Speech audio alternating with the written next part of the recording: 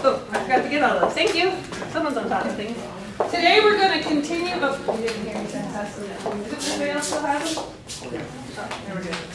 Thank you. We're going to still do solids of revolution, where we take some shape and we rotate it around a line, either an axis or maybe another line. But we're going to use a different technique.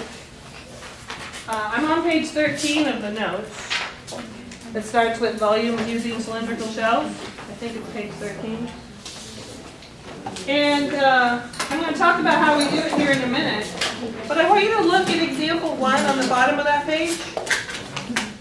That's the example that we left with last time, where we were stuck and we couldn't do the washer method because the inside radius and the outside radius were the same function. We talked about it at the end of class last time.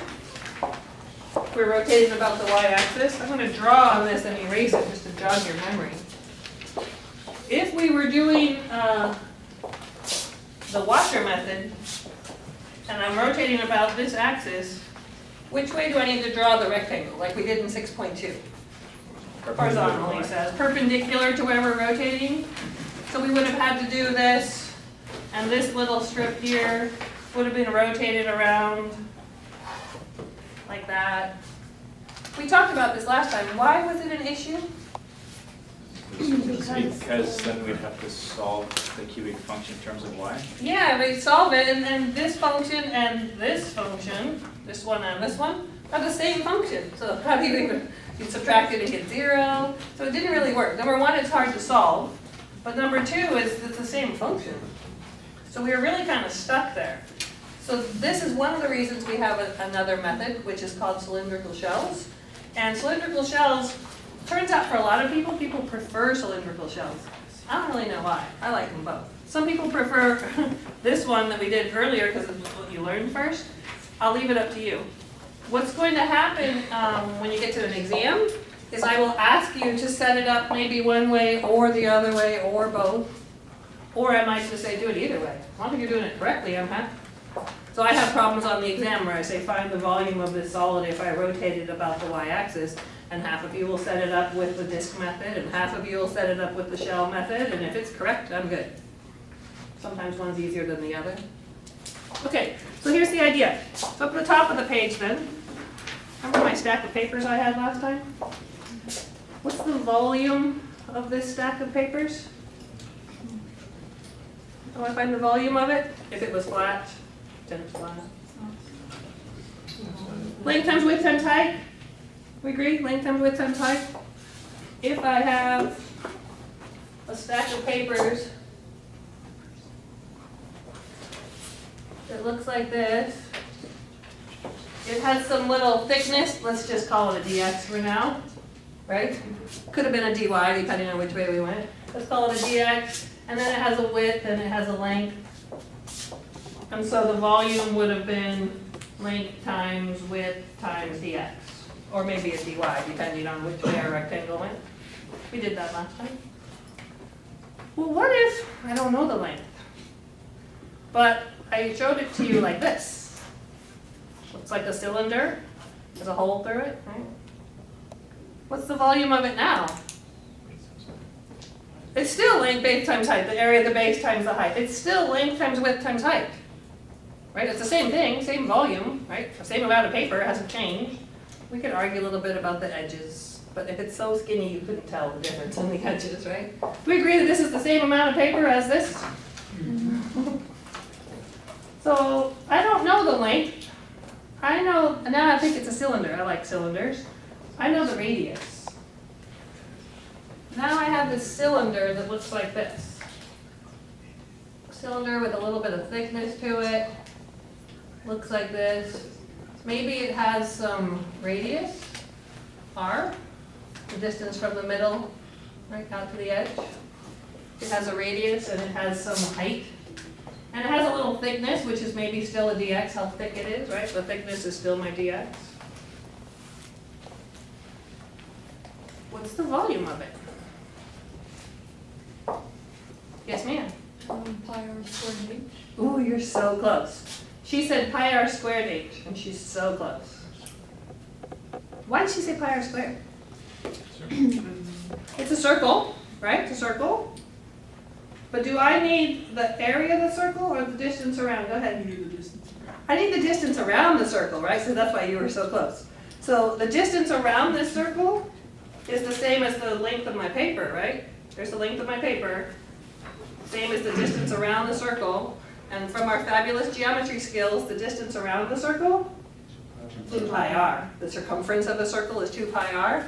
I'm going to write it up here. This is 2 pi r,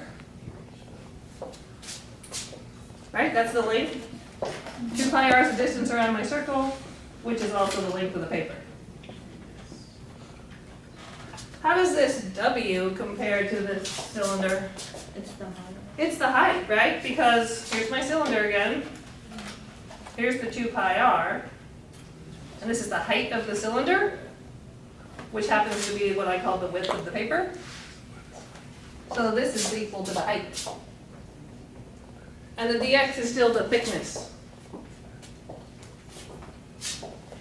So if I gave you this, and it has to be hollow, it's not solid, the cylinder. So this is what we call a cylindrical shell, because it's a shell that's a cylinder and it's not solid.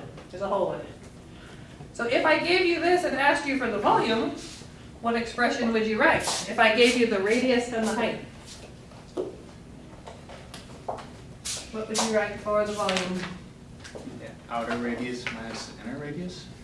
Not you're thinking ahead. We're going to get to that in a minute. Just in terms of this, like see how I wrote volume equals length times width times the thickness? Just because I labeled it differently, we still need the length times the width times the thickness. So the length was, remember this? Which was what? 2 pi r. 2 pi r. Plus 2 pi r h d. 2 pi r times h times dx. So it's just another way of saying the same thing, right? Because 2 pi r is the length, there's the width, and there's the thickness. So even if it was really, really skinny, so skinny like just one piece of paper, there's some thickness, even if it was one piece of paper, the volume of that piece of paper would still be 2 pi r times however thick that piece of paper was, times h. Sebastian, you okay? Look like you have a question. Yeah, I was looking at the cylinder on the board. What is the dx? Where's the dx? The dx is, I'm trying to show you, I can't put it this way, it's how thick it is. Okay. How thick it is, so it's the same thickness when I unroll it. Okay. It's just I'm not an artist. But as you can imagine on the board, there's a little bit of thickness, which I tried to show that little edge there. Thank you for asking for clarification. Questions about that? And of course, that's just one shell. So here's how it works for volumes of solids. Instead of taking slices and adding them all up, like imagine if I wanted to actually take a cylinder. This is a solid cylinder, and I wanted to find the volume of something that was solid.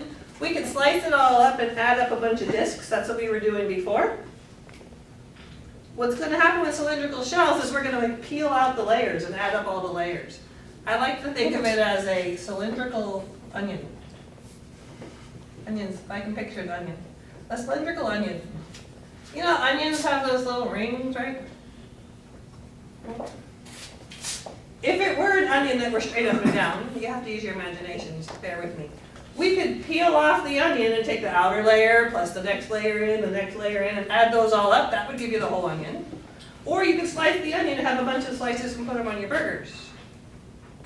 We create the same onion whichever way you slice it. So you can either slice it up this way and you get a bunch of little discs, or you can peel off the layers and you get, you know, the outer layer, which is pretty big, and it has a little tiny thickness to it, right? And then the next one's a little bit skinnier, and it has a little thickness to it because it's inside, right? And the next one's a little bit skinnier, and it has a little thickness to it, and so forth. We peel them all off. That's what cylindrical shells is doing. It's taking the layers off and adding layer after layer after layer, as opposed to adding up the slices. So what we do is we say, okay, this is how we're going to find the volume. And of course, we're going to throw an integral in there from A to B to make sure that we slice it from wherever we started in our region all the way to the outer edge. Just like we did before. So hopefully you scribbled all that up there on the top of your page, which I lost mine. Here it is. I have a little picture. I like to think of it like it's a label on a can or like a cylindrical onion or some wrapping paper or something like that. The difference here is you have to have a height and you have to have a thickness. When we were doing the disk method, we just had one little disk, you know, like this. And we did pi r squared times either dx or dy. The height of this little short cylinder was either dx or dy. The height here is actually the height of your cylinder. It's different than your dx and dy. Right? The height, in this case, is roughly 8.5, right? This is the height. The dx or dy is the thickness. Where here we call this pi r squared dx. And dx was the height of that one little slice. Slightly different. Questions up to there?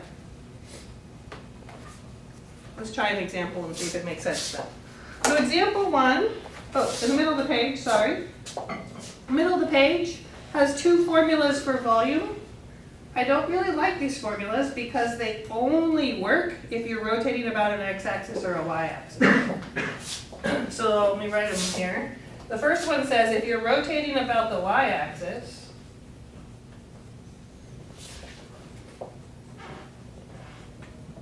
I'm going to go back and show you where these come from in a minute. 2 pi x f of x dx. There's a formula there. The next one says the same thing except if it's the x-axis.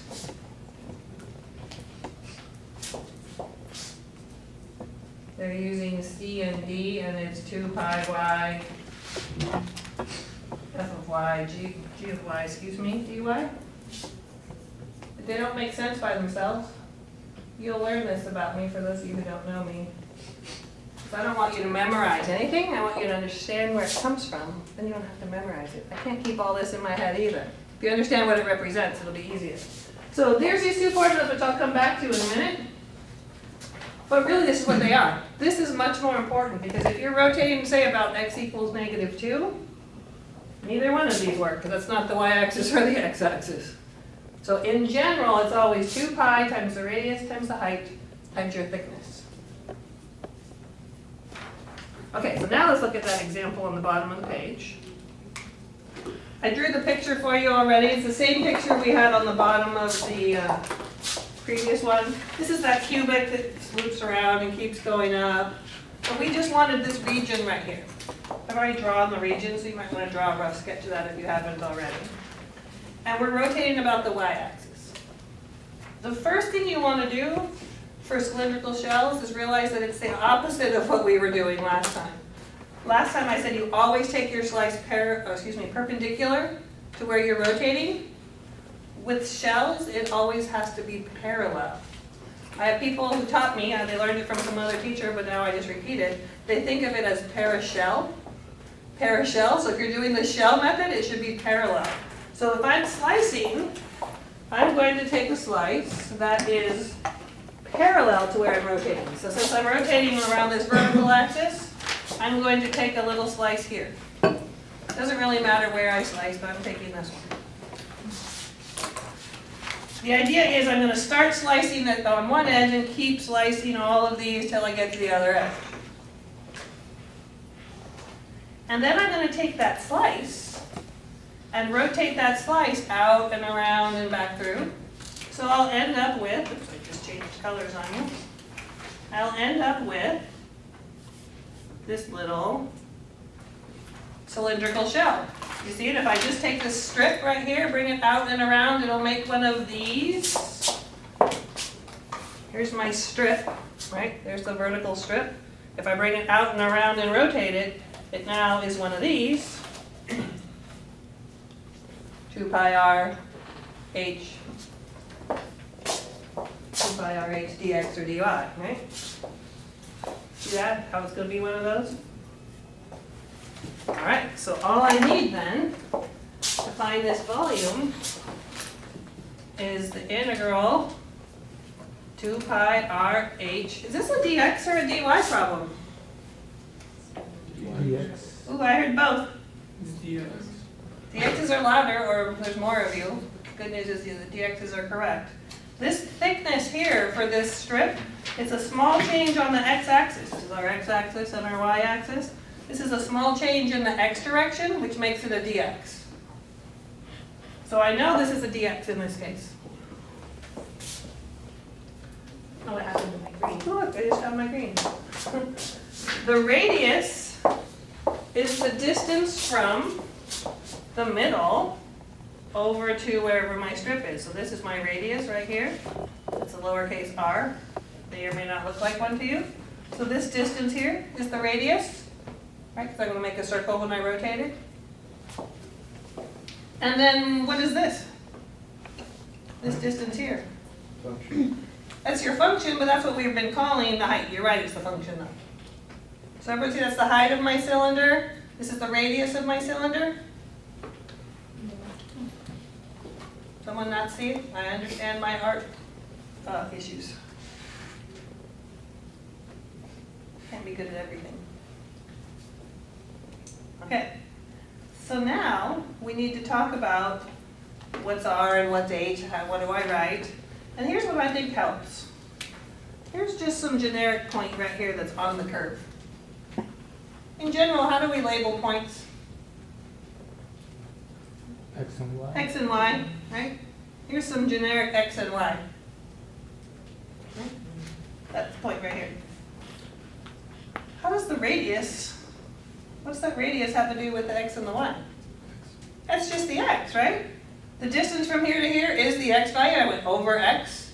So the radius is X in this case. So R equals X.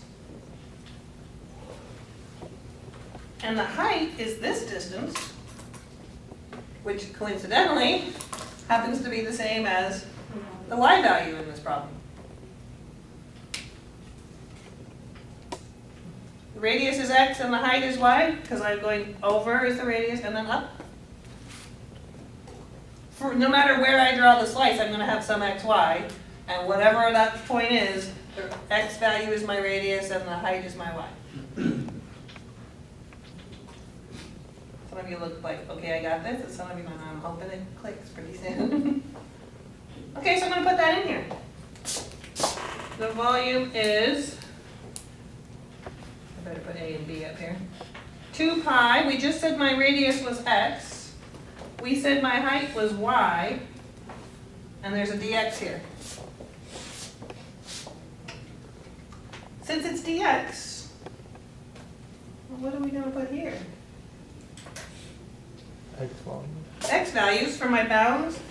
This function, excuse me, this region starts over here at 0. I can see that one. That's my lower X value. And I'm going to keep slicing it until I get to here. Uh-oh, question mark. If I knew that number, that'd be my upper bound. Let's stop and find that. How am I going to find that? The function equals 0. Set the function equal to 0, because that's where the function is touching where y equals 0. So let's find that bound. There's always an algebra problem in there somewhere. 2x squared minus x cubed has to equal 0. Easiest way to solve it is by factoring, so I'm going to factor out an x squared.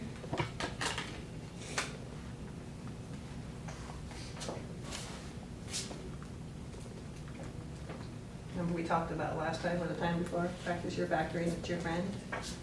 So this gives me either x equals 0 from this one, or x equals 2 from that one. So the question mark is now at 2.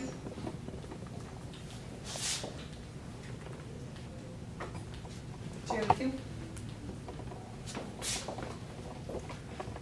So you think I'm done setting it up? Does it look good? It's close. It looks pretty. What's the problem? Why can't I leave it like this? You have to put y in x terms. Aha, I have to have the y in terms of x. Because I'm throwing my pen on the ground, because this says dx, everything here has to be in terms of x.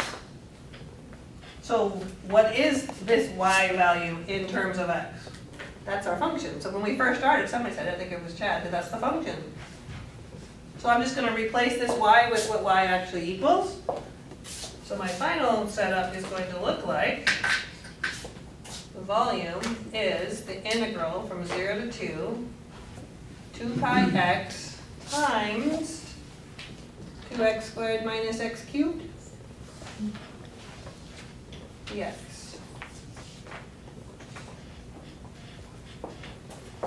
That's the setup for that one.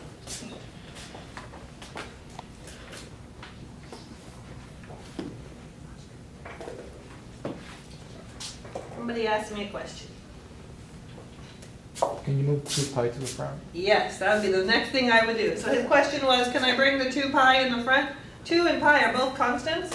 So the first thing I would do is put the 2 pi out here. And then I would probably just distribute that through there. Yes, sir, go ahead. So in this question, you put the r is equal to the x and the h is equal to the y. Is that always gonna happen? No. That's why I was saying, I've got these formulas there, but they won't always be true.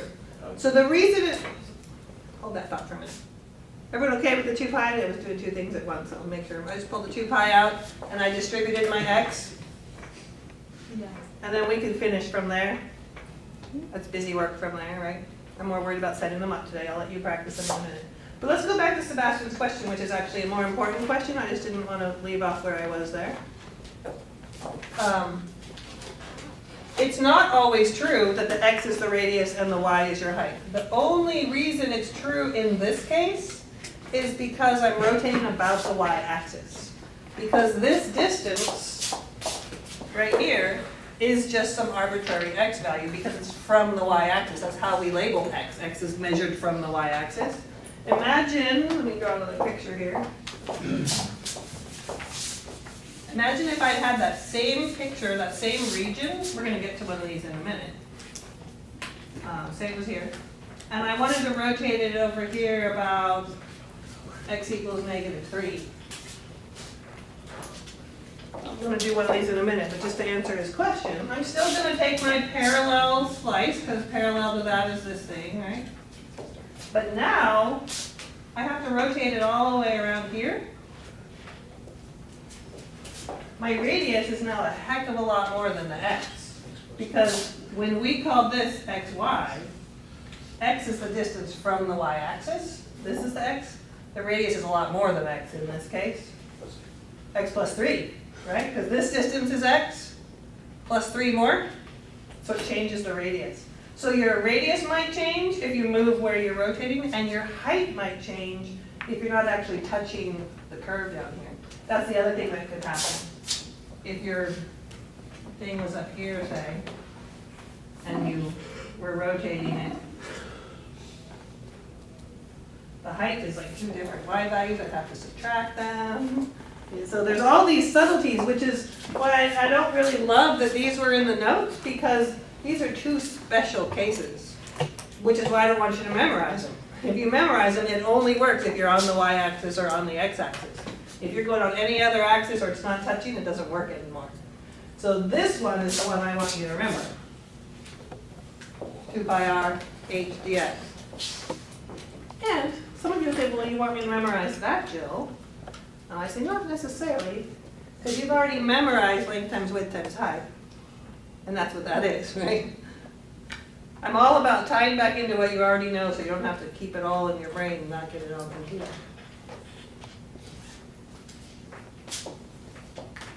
Other questions on this setup? And I like the question about, well, is it always going to be like that? That's actually a really good question to always ask. It will always be like this? And the answer is usually like, no, there's a little exception, and here's an exception. And we'll get to those. Yes? Why is that last part 2x cubed minus x to the 4th? Because I took this x right here, and I distributed it through. The little x that was out there. Okay. So this, the 2 pi came all the way out front. And then I distributed that x. And then from there, it's integration and so forth.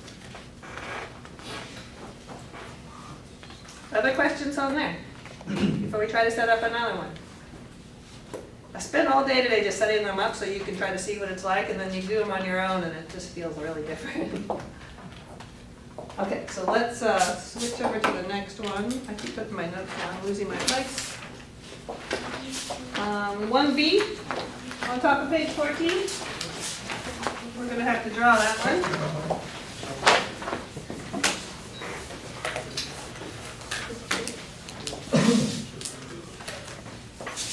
See if I can draw it big enough to make my point I'm gonna make about this one. This one's already gonna be a little different. So this is example 1B. We have the region enclosed by y equals square root of x plus y equals 2, and y equals 0, and we're rotating, I erased my formula, but hopefully you guys have it written down, about the x-axis. So first we need the region.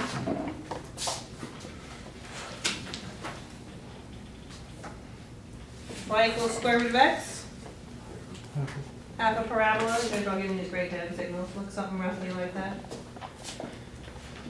X plus y equals 2. Ah, he's already solving for y. I like it. Y equals 2 minus x. It's gonna be line. So it's a line. Starts up here at 2. Does something like this. Beautiful. So you've got the square root function, the line, and then y equals 0 is the x-axis again, so I end up with this region in here.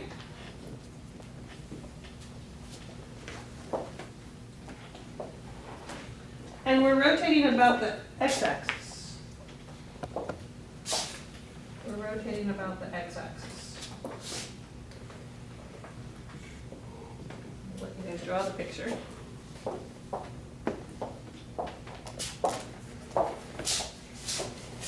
My question for you is, if I wanted to do this one with discs or washers, 6.2, discs or washers, not shells, which way would I have to draw the slice?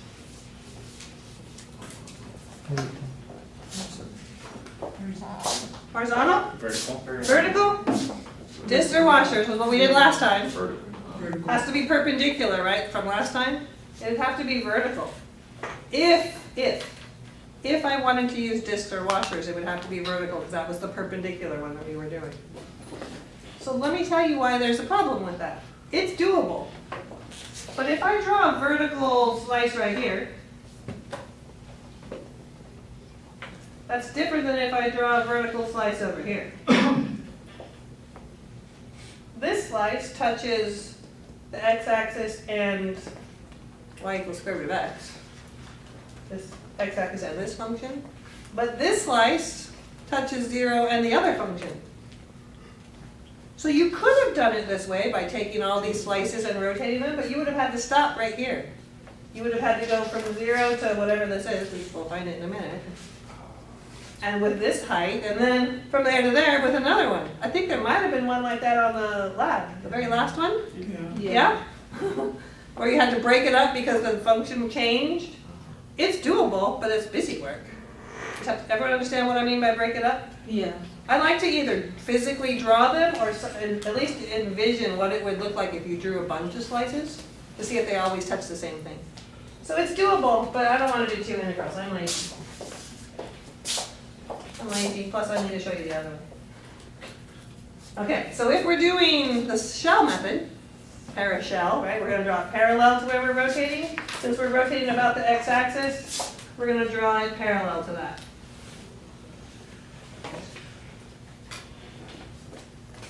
Notice that no matter where I drew the horizontal slice, it always touches the same 2 functions. Even if I draw it higher, it touches these 2. Where it is, it touches these 2. Even if it was lower, there's none of that switching thing like we were just talking about. That's a hint that you'd rather do this method than the other. Think about if you draw the slice, what's it going to touch? Is it consistent? Okay, so we've got this here. We're rotating about the x-axis. So I like to draw my little circle this way, my little circle this way. Here's my little shell. It's on its side now. So my little shell, because I sliced it this way, right? Now it's sideways like this. I'm still going to call it 2 pi r h, but you all agree that h now it's laying down, so the height is now sideways. Right? All good? So the radius. Actually, before I draw any more on there, I'm gonna label 2 points on here. Here's the one end and here's the other end of the slice that I drew. You know how last time I labeled it as just some generic XY? I'm going to label these as some generic XYs, except they're different. Something's the same. These 2 points have something the same. The Y. The Y values are the same, right? Because they're the same height, but they're 2 different X's. So maybe I'll call this one over here X1 comma Y, and this is some X2 comma Y. They're 2 different X's, right? This is one X with a certain Y value, and a different X with a certain same Y value. You don't have to label them, but it helps, I think. Okay, so my radius is where?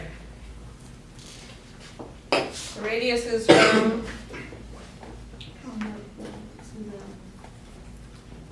This is from the axis up to the slice, right? This is my radius. That's an R. That's my radius. Whether I draw it here or there or here, the radius is all along here, right? How does that radius relate to X1 or X2 or Y?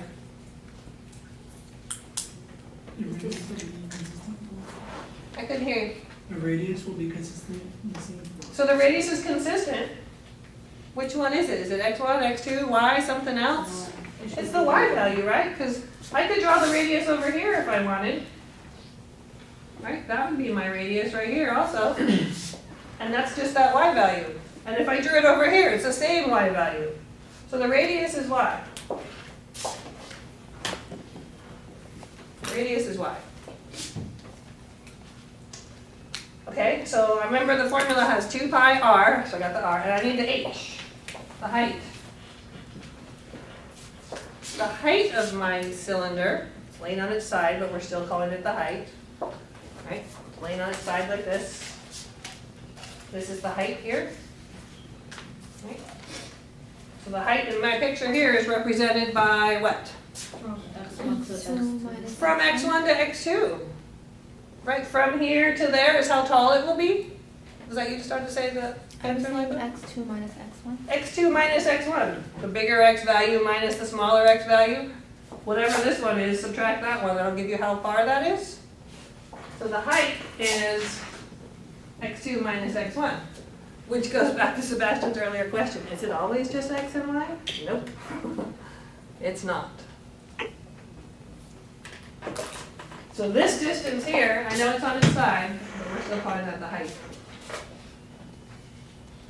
So once I have the r and the h, I'm good. Is this a dx or a dy problem? dy. dy because The width of the rectangle. the width of this little slice is in the y direction, small change in the y direction. Okay. I like to set it up a couple different ways. So I know it's a dy. I know I have a 2 pi.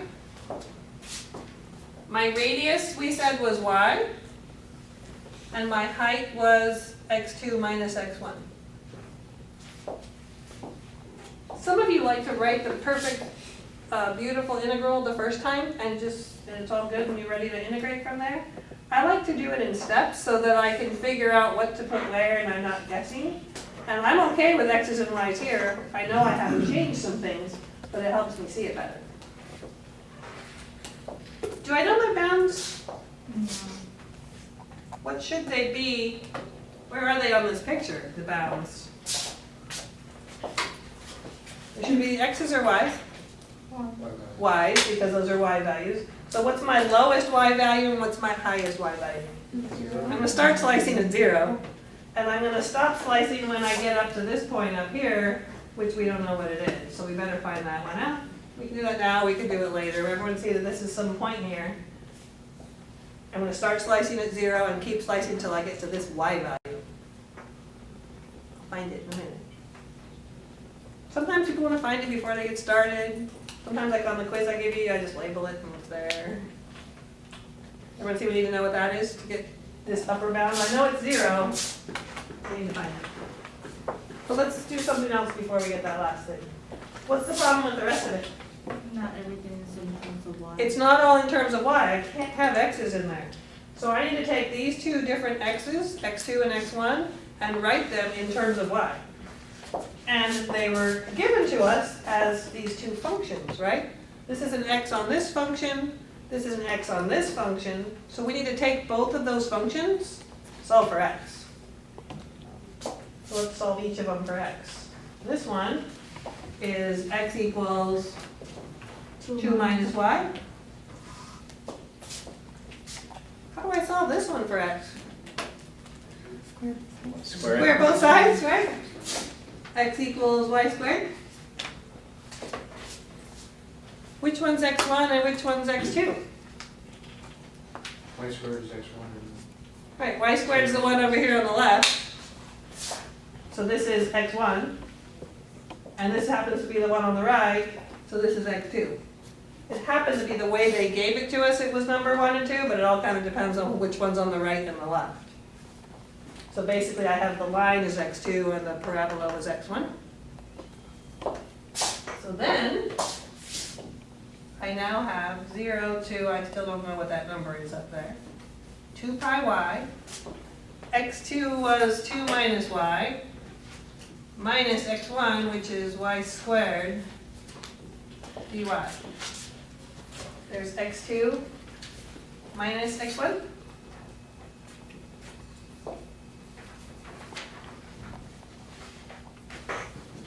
Distribute that y. If I wanted to keep going, I'm going to distribute that y. I'm going to finish setting that first, but you're right, So thank the you. equations equal to each other. Yeah, so now to get the bound that we're missing, Chad wants me to set the two equations equal to each other because we're actually looking for this point of intersection. We need to know what that point of intersection is. So if it's a point of intersection, those two functions are equal to each other. So I'm going to set them equal to each other and solve. And I'll do that down here. Y squared has to equal 2 minus y. One function has to equal the other function, trying to find the point of intersection there. This is like a little scratch paper off on the side. Whenever you have a quadratic, move everything to one side and make it equal to 0.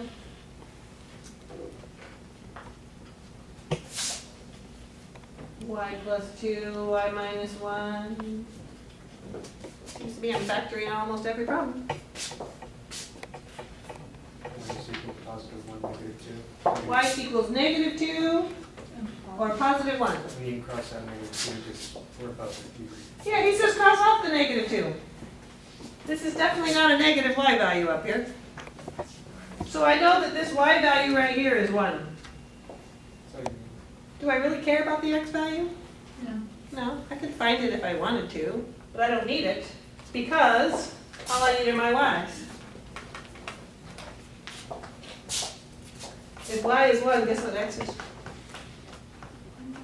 1. Yeah, right, either way. So it is the point 1, 1. They don't always match. Where did that negative 2 come from? What's that have to do with this picture? Where is negative 2 on there? Yeah, it's on the bottom. If I had continued this parabola down here, and continued that line down there, there's the y equals negative 2 down there. So it's usually on the problem somewhere, it just didn't matter because it wasn't part of our region. You can ignore it, you can throw it in there. Questions? Anyone's head gonna explode yet? Anyone think they have a question, don't even know what it is? Sometimes that happens, like I think there's a question, I'm not sure what I wanna ask though. Oh, we got in terms of time, oh, good. Okay, I want you guys to evaluate this, see what you get. A little practice. Evaluate this integral. You already got it? That's what I got. Let's see if I worked it out. We're clear what they need to do? Distribute the y's, maybe pull the 2 pi out front. Work on that for a couple minutes. Let's see if I wrote for it. No, all I did was set it up, so I can't tell you the answer. But sometimes I ask the question and I don't want to really know the answer. So we're going to keep going. How about that? Here we go. We're going to set up a couple more. These last two are a little bit trickier because they don't follow any of the patterns and they're not as straightforward. And then we actually are gonna have a little bit of time at the end of class for you to start setting up some of the ones on your lab so you can do it on your own and struggle through it and ask me for help. Because it's much more, it'll stick in your brain better if you're doing it on your own than if I'm walking you through it. I'm happy to walk you through it, but you have to kind of struggle on your own too. So I'm on to example 2 on page 14. Example 2A asks us to sketch this region bounded by these curves, draw the representative rectangle, and set up but not evaluate the integral to find the solid when we rotate about the specified line. So this one, they give us a region here, rotating about something that's not one of the axes now, is what we were talking about. So first we have to draw the beautiful picture. Y equals x squared, we got that one, right? It's not too bad. Y equals x squared is this parabola.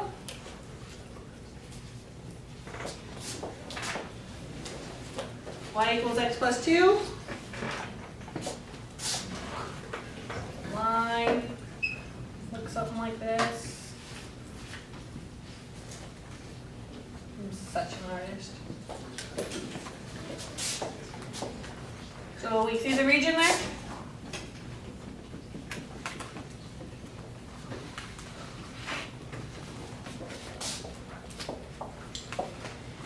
Before we go any further, I want to label these 2 points right now. I don't want to stop in the middle of setting it up later and have to figure out what they are. Let's just make it a beautiful picture right now. It helps sometimes just like make the region everything you possibly can so you have all the information. So I'm looking for these 2 points of intersection, here and here, where the 2 graphs cross. So I'm going to take the 2 functions and set them equal to each other, just so I can finish making my picture gorgeous. So x squared has to equal x plus 2. We're going to subtract everything over and factor. Every time we have a quadratic, that's the easiest way to solve. Yeah. X minus 2 and x plus 1. Ooh, we got quiet. Brains are in action now. X equals 2 or negative 1. Have I mentioned how you want to be able to factor? It's come up or not. So this is a negative 1 and this is a 2. Those are the x values. X equals. So this is the point negative 1 comma something. And this is the point 2 comma something. How am I going to get the y values? Solve for x. Yeah, I have the x, but I just need to plug them in. Plug them in where? Ooh, where do I plug them in? Into either one. I couldn't hear you. Couldn't you plug it into either one? Yeah, I should plug it into either one because the whole point is they're going to be the same, right? Right here, you're on the line and you're on the parabola. So if I plug negative 1 into here, I better get the same answer if I plug it in here because that's the whole point, right? Plug negative 1 in there, you get positive 1. If I plug negative 1 in there, I still get positive 1. So this point is 1, 1. If I plug 2 in here, I get 4. If I plug 2 in there, I get 4. That was the whole point, to find out where they were the same, right? So oftentimes it helps to finish the picture and find all those points before you get started, so that later on when you go looking for your y values or your x values or whatever, you already have them in front of you. Okay, so I have all that. I am rotating this about the line x equals 3. Where's that? Here's 1, here's 2, so 3's over here more. I'm going to make this smaller, it's in my way. Extend this out. Here's 3 over here somewhere. Here's the line x equals 3.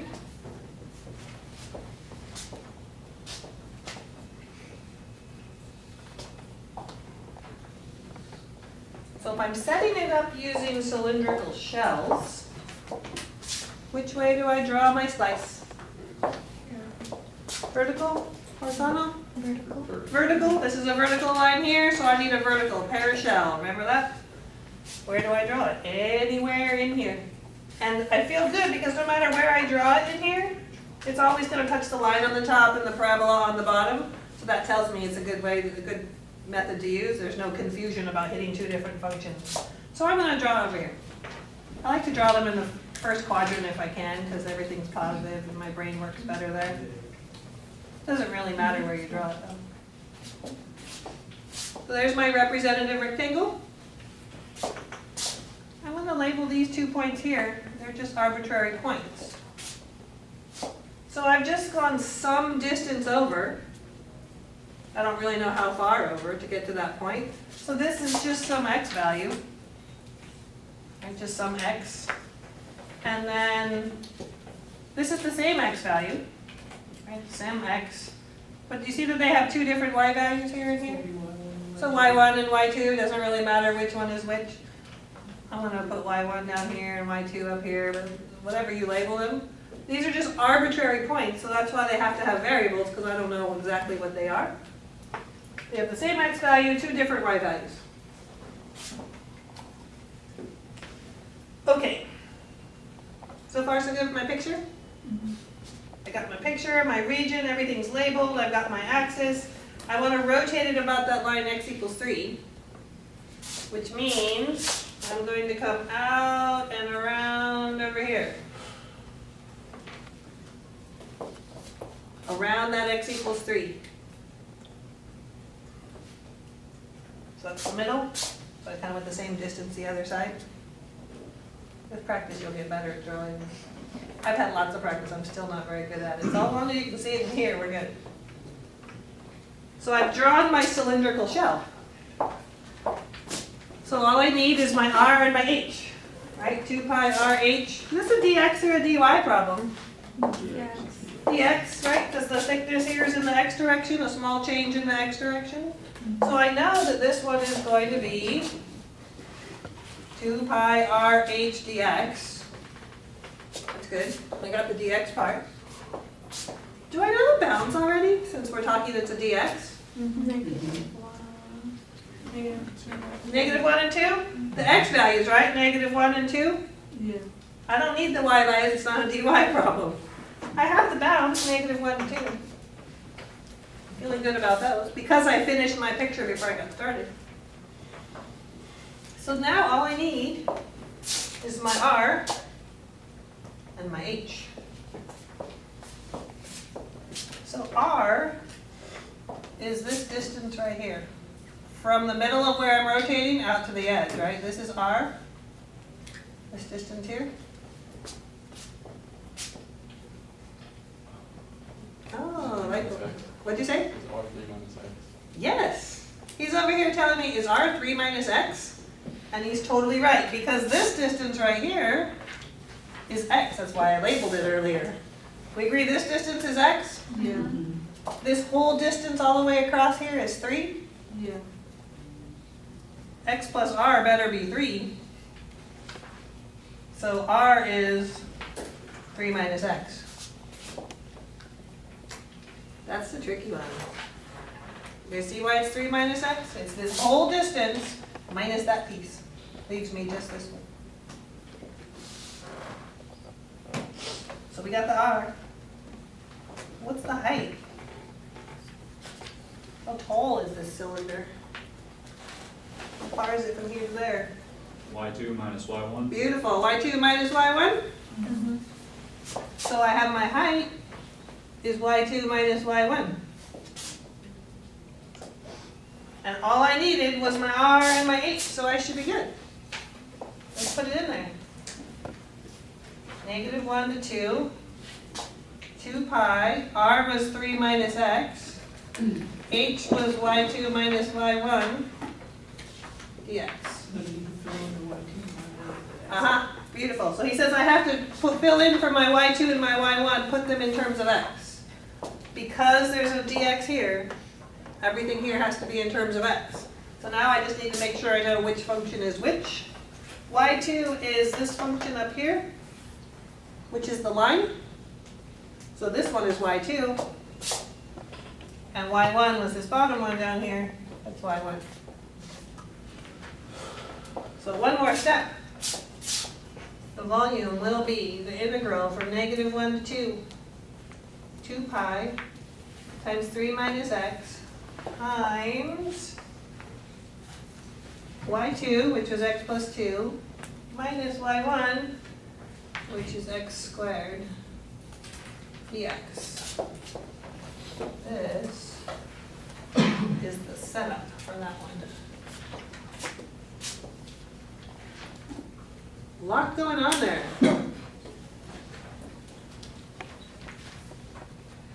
I think I go a little overkill, but labeling everything over the top and writing all this extra thing. But for me, it helps me organize everything and makes it a little more obvious as to what the radius is, what the height is. Other people can just look at it and write it down. I mean, I could do that too, but it's hard to explain to you where it came from if I just did it. So you don't have to do all this other stuff. You can just write this down if you see it in your head. Good for you. I'm glad you're one of those people, but we're not all those people. Somebody have a question about any piece of that? Silence. We're not going to evaluate it. If I wanted to evaluate it, what would I have to do here? I'd have to multiply it all out. There's 2 terms here and 3 terms here. I'd have to distribute the 3 towards everything and the negative x towards everything, combine all my like terms, and an hour later maybe we'd make 1 mistake or 2 and have to start over. So some of them, when they're really messy, I'm only going to ask you to set them up. Every once in a while, I'll let you work them out. So the trickiest part of this one, I think, was the radius, the 3 minus x. But we saw some like that last time too, right? When we were doing the the disc and the washer method. We saw some like that. You should have. All right there? Okay, let's try the next one. Let's try the next one. This is example 2b.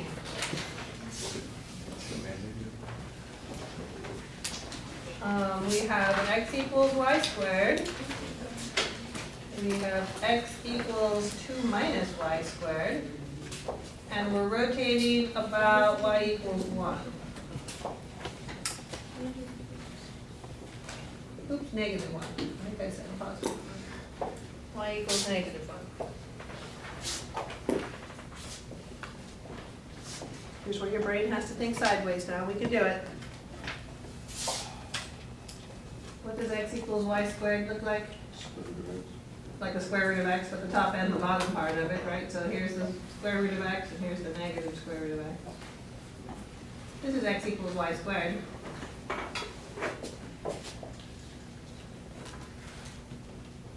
What does 2 minus y squared look like? It starts at 2 and it opens the other way. It opens the other way because of the negative. And because it's got a 2 over here, it starts at 2. So it's going to be over here at 2, and it's going to open this way. This is x equals 2 minus y squared. So just like you learned with parabolas, positive opens up and negative opens down, with the y values, it's positive opens to the right and negative opens to the left. Same kind of, you just kind of train your brain to switch from vertical to horizontal. That's a 2. It's a horrible looking 2. It just keeps getting worse. There we go. So I have the region. I would like to get these points right here because I think I'm going to need them. I'm going to get those before I get started, so I'm going to need them at some point. How am I going to find those? Set them equal to each other, exactly. So 2 minus y squared has to equal y squared.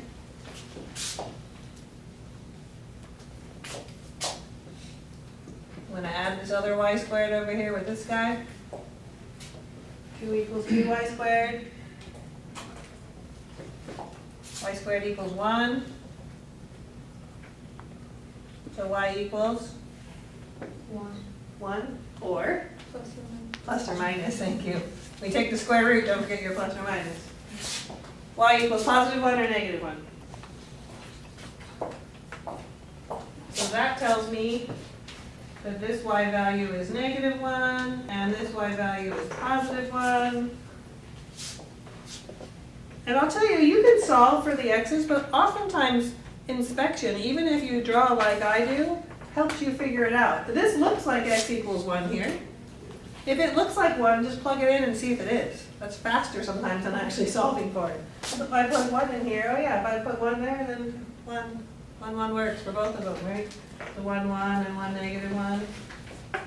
Sometimes you just look at it and then plug it in and check it, as opposed to trying to solve every time. So I have my region, there it is, it's gorgeous. And I have all the bounds on it and everything. I can see my x's go like that's 0 and 2. I've got 1s and -1s here. What am I rotating again? -1. Y equals -1. So y equals -1 is down here. And I'm rotating around that guy. Rotating this out and around here. Which way do I draw my slice? My rectangle. Horizontal, right? Because it has to be parallel to that guy. Here it is. Here's my little horizontal slice.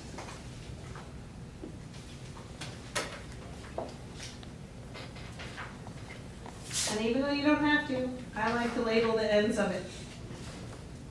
Generic x's and y's. So here's my slice. Do they have the same y or the same x? Same y, right? Because they have the same height. The x is here is different than that x over here. Right. Same y. So they have a y value that's the same. And I'll call this the first x and the second x. There's one x here and a different x over here, but the same y value. Alrighty. So I need my volume formula. 2 pi RH dx or dy? dy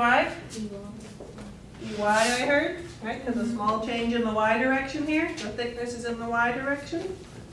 That's the dy. What are my bounds then?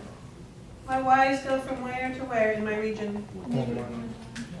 From -1 all the way to +1, the y values?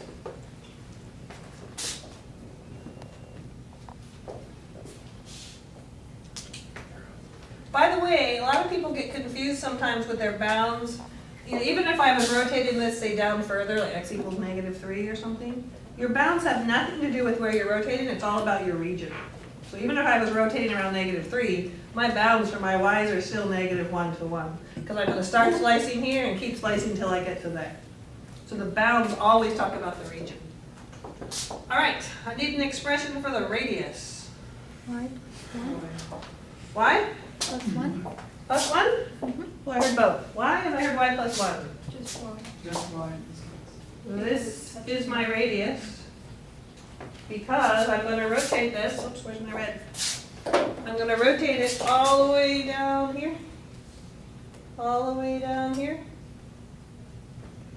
Right, rotating about there. So this distance is my radius. Agreed? Now he's going with the y +1. Y is just this distance right here. This part is y. Always measuring from the x-axis is your y. This distance right here is 1. So do we see that the radius is y +1? X's and y's are always from the axes. So the radius is whatever that y value is +1. Some of you are looking like you don't see it. I want to fix this, because it looks like a strip there, and it shouldn't. Sometimes it helps to put a number in there. Like pretend this y was 3. How far is it all the way down here to -1? It's that 3 plus another 1 to get down there, right? 3 to get to the axis plus another 1. You're adding it. So my radius is y +1. And my height is x2 minus x1 again. The difference from here to here. The radius is the trickiest part for most people. And it's either going to be a y plus something or something minus y. Those are your only options, really, for x's, I guess. Okay, so if I put that all over here, the volume is going to be from -1 to 1, 2 pi times y plus 1 times x2 minus x1 dy.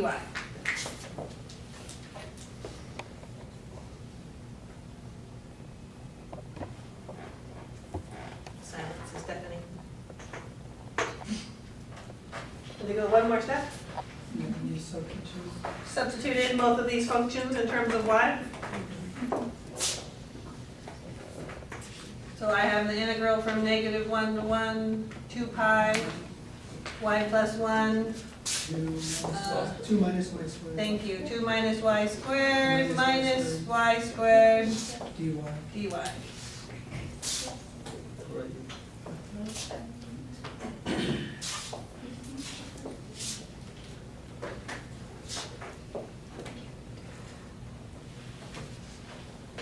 Questions? No questions? Okay, here's my plan for the rest of today. We have another half hour or so, more than a half hour.